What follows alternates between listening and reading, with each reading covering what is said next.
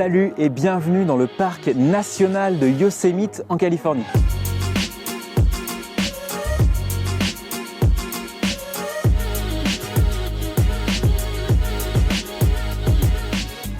Après ma dernière vidéo dans le désert, je voulais vous emmener dans un cadre totalement différent, vous devez le voir, la montagne avec un grand M. Je me suis pas mis là par hasard, je sais pas si vous l'aviez vu, il y a une grosse cascade d'eau là qui tombe juste au-dessus de mon épaule, c'est plutôt sympa. Avant de rentrer dans le cœur du sujet de cette vidéo, un peu différente du trading, je vous l'accorde, mais pas si éloigné non plus, vous allez voir, je voulais vous poser une question. Avez-vous déjà osé vivre vos rêves, même les plus fous ? Je vous pose cette question car j'ai pu moi-même réaliser mon rêve de devenir trader indépendant et de pouvoir voyager librement à travers le monde. Et je voulais simplement vous partager mon retour d'expérience. Les 3 clés qui, je pense, ont pu faire la différence par rapport à ceux qui essayent désespérément, mais qui stagnent encore et toujours dans la réalisation de leur objectif personnel. Je pense que la vie est trop courte pour ne pas vivre la vie de ses rêves. Qu'en pensez-vous ? Alors restez avec moi pour regarder la suite de cette vidéo si vous avez effectivement des objectifs personnels à atteindre et que vous pensez qu'ils ne se réaliseront jamais. On va se retrouver dans la montagne et le temps que je monte tout là-bas, pensez à cliquer sur le bouton s'abonner juste en dessous de la vidéo. Allez, c'est parti.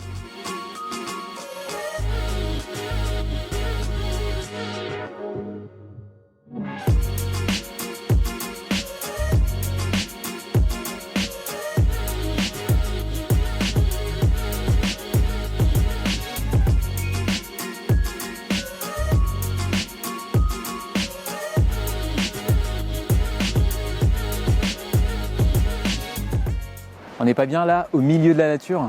La première chose, selon moi, c'est de croire en vos rêves. D'ailleurs, c'est quoi vos rêves? J'aimerais bien le savoir. Avez-vous des objectifs de vie et puis quels sont les obstacles qui vous empêchent de les réaliser? Partagez tout dans les commentaires juste en dessous de la vidéo. Comme je vous le disais, vous devez croire plus que tout en vos objectifs de vie. C'est vraiment important pour la suite. Pour ma part, je me voyais dans un futur proche trader indépendant. Je me levais chaque matin pour cet objectif. D'ailleurs, franchement, j'y pensais presque tout le temps. Je vivais avec cela au plus profond de moi et je peux vous dire que rien n'aurait pu arrêter ma motivation. Ce qui crée vraiment la différence, c'est d'être patient et de voir au-delà des apparences. Si vous restez collé à la réalité telle qu'elle est aujourd'hui pour vous, vous aurez effectivement du mal à y croire. Mais si vous trouvez en vous les ressources nécessaires à croire à ce qui vous anime au plus profond de vous, alors vous aurez la capacité d'y arriver sans nul doute. La deuxième clé qui reste dans la continuité de la première, c'est d'agir par étapes. La plupart des personnes se découragent face à ce qu'elles estiment être des obstacles insurmontables. Le problème, selon moi, c'est qu'on réfléchit trop à la solution au final en elle-même. Et du coup, on se dit rapidement, ah oui, mais non, en fait, c'est impossible, je ne peux pas y arriver.